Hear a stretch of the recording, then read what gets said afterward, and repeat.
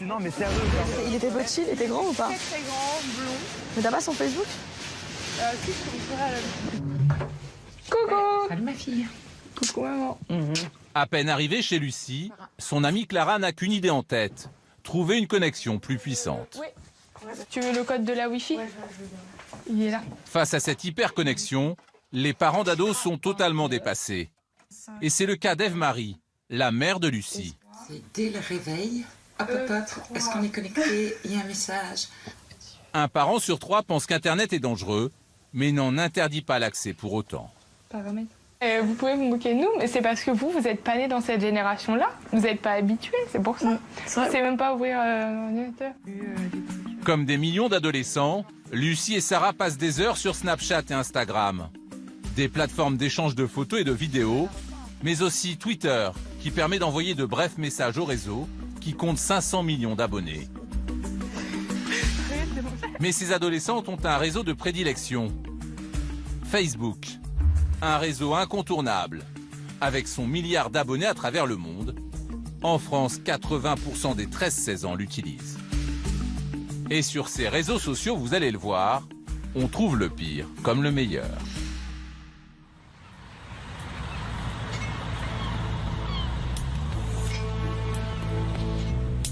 Nous sommes dans le nord de la France. Voici l'histoire d'une jeune fille que nous appellerons Mélanie.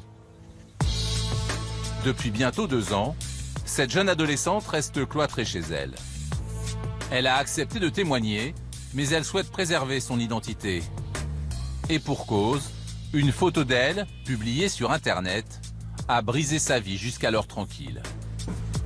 C'était en 2013. Mélanie avait seulement 12 ans. Elle était très amoureuse d'un garçon de 17 ans. Un jour, il lui fait une proposition un peu particulière. Il me dit, tu m'aimes? Je dis, oui, je t'aime. Et il m'a dit, bah, si tu m'aimes vraiment, tu m'envoies une photo toute nue de toi. Et après, j'aurai une preuve que tu m'aimes. Le garçon est son premier amour. Mélanie a confiance en lui. Elle fait une photo d'elle dénudée et lui envoie par SMS. Et j'en ai pas parlé à ma mère, j'en ai parlé à personne, je l'ai gardé pour moi. Et le lendemain matin, bah, je suis rentrée chez moi, j'étais dans ma salle de bain quand j'allais me laver. Et voilà, et dans mon miroir, j'ai fait une photo, moi toute nue avec ma tête. Je faisais confiance. Mélanie ne s'attend donc pas à la surprise qu'il lui réserve. Le lendemain, je m'en engueule avec lui. Et il m'a dit, ok, tu veux faire la meuf? Bah regarde sur Facebook. Mélanie se connecte, elle est sous le choc. Son petit ami a publié la photo sur le réseau social le plus utilisé par les adolescents. 1 milliard de personnes peuvent avoir accès à ce qu'elle croyait réservé à son seul amour.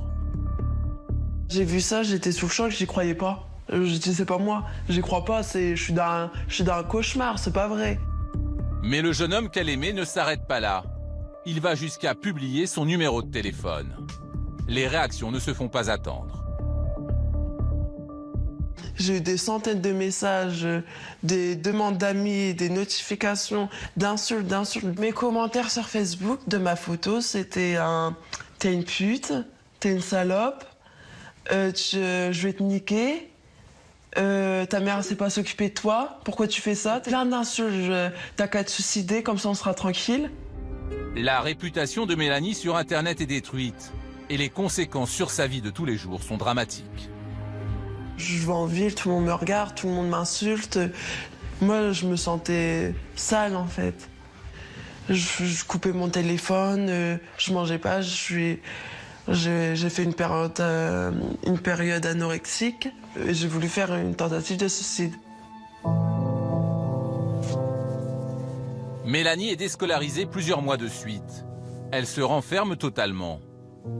Aujourd'hui, elle a changé de lycée, mais elle reste toujours autant connectée aux réseaux sociaux. Sa maman, consciente du danger, garde désormais un œil attentif sur tout ce que sa fille peut poster sur Internet. C'est quoi tout ça? Ah, Facebook, maman. Attends, tout ça, c'est toi? Je sais. Bah attends, tu me l'as pas dit, ça, c'est toi quand t'étais petit. Maman, mais c'est pas moi qui crée ce... Mais sa mère reste impuissante. Après, là ça, où j'étais petite. Moi, je suis pas d'accord. C'est grave. Ouais. Voilà, c'est prendre ton intimité. Bah ouais. C'est une des trucs du passé qui vont faire du mal, quoi. Tu te sens perdue en tant que maman? Là, oui. Ah oui, moi je suis dépassée complètement. Je peux maîtriser plein de choses, mais là, je sais pas du tout, quoi. Là, je suis perdue là-dessus. Le seul recours pour cette maman, blanchir la réputation de sa fille. Elle a déposé plainte il y a 2 ans. Rien n'a encore été fait, mais elle ne veut pas perdre espoir. Ce qui n'est pas le cas de Mélanie. J'ai envie de laisser l'affaire, en fait, de me laisser tranquille avec ça. Et voilà, maman. Partir sur une vie nouvelle. Voilà, et... Le problème qu'il y a, c'est que s'il l'a fait à toi, il l'a peut-être fait à d'autres. Ah bah ça, c'est pas mon souci, maman. Le moment que c'est plus moi, maintenant, j'ai rien à voir avec lui. Il s'en sort haut la main. Bah non. Les démarches, le temps, Bah moi, après, tu te débrouilles, mais pas moi. Moi, je me veux pas... Après, tu veux que je me fasse taper sur la gueule avec de lui? Bah non. Mélanie a peur, mais sa mère veut que justice soit faite. Une nouvelle fois encore, elle reprend contact avec son avocat. Je voulais savoir un petit peu des infos et comment ça va se passer. Et ce que je dois faire. Pour l'instant, on attend toujours une réponse du commissariat de police de Saint-Quentin. D'accord.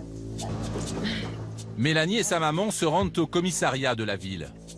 Mais dans la rue, 1 an après les faits, la jeune fille se met à paniquer subitement. Elle reconnaît un groupe de jeunes filles qui l'a récemment agressée. Oh non, c'est les filles qui sont venues nous choper, en fait. Choper, c'est-à-dire? Bah, qui est venue... Il y en a une qui m'a tapé. Bah reste à côté de Non, j'ai pas envie. Non, j'ai... Mélanie a peur. Ah oui, et là, je me sens... Bon, on peut bouger, s'il vous plaît? Ouais, c'est... Non, mais je suis gênée, maman. T'as peur de quoi? Bah, j'ai peur des histoires, tout simplement, qui viennent me choper. Voilà. T'arrives de sortir seule ou que? Non, jamais. Elle est jamais toute seule. Elle est jamais toute seule. Après, elle est je toujours passe dans des accompagnée. petites rues. Voilà. Elle est toujours accompagnée ou elle a une bombe lacrymo sur elle. Donc, ah ouais. Elle s'est... Ouais, il y a eu... il y a des disputes constamment. Et les filles, elles sont méchantes entre elles en plus. Sa maman a déposé plainte il y a 2 ans, mais sans nouvelles du commissariat, elle souhaite connaître l'avancée de son dossier. Sans autorisation pour filmer, nous avons laissé les micros ouverts. Alors, c'est en date du 26 avril 2013. 2013? Oui. C'était pourquoi la plainte? Alors, une diffusion de photos pornographiques sur mineurs. La réponse du policier est surprenante. C'est pas une de nos priorités, je vais vous dire. Ah d'accord, d'accord. Non, parce qu'on a plusieurs gens. Face au calvaire de sa fille, sa mère insiste. Nous, on est adultes, on va passer outre, mais il y a quand même... Dans des cas comme ça, il y a quand même des gosses qui se sont suicidés. Il faut faire attention quand on est jeune fille, hein, sont naïves, elles sont amoureuses et puis elles croient que... La jeune adolescente est révoltée. Sa plainte n'a toujours pas été instruite. C'est honteux, je sais pas. La plainte, il l'a même pas Saisi le dépôt de plainte. Là, après un rendez-vous comme ça, vous repartez en vous disant ouais. On retourne encore case départ. La moralité, c'est faut être patient et ça s'oubliera.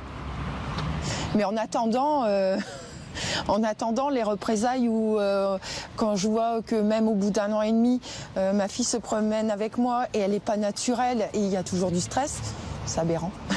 C'est pas normal. Du tout. Malheureusement en France, le cas de cette jeune adolescente est loin d'être unique. Insultes, humiliations ou actions dévalorisantes par SMS ou via Internet, le cyberlynchage a doublé en 2 ans, passant de 9 à 18%.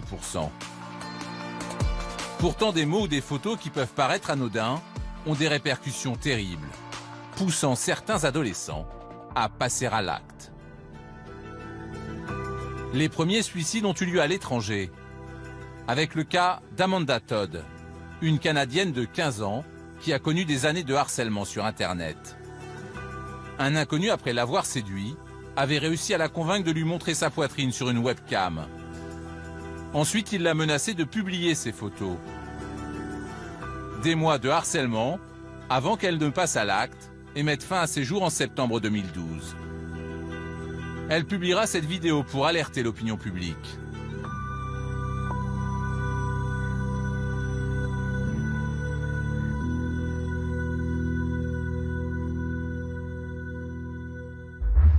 Mais la France n'est pas épargnée. En 2013, elle connaît un mois de février noir avec le suicide de 3 adolescents. Mathéo, 13 ans, élève à Bourg-Saint-Maurice. Marion Fraisse, 13 ans, collégienne en région parisienne.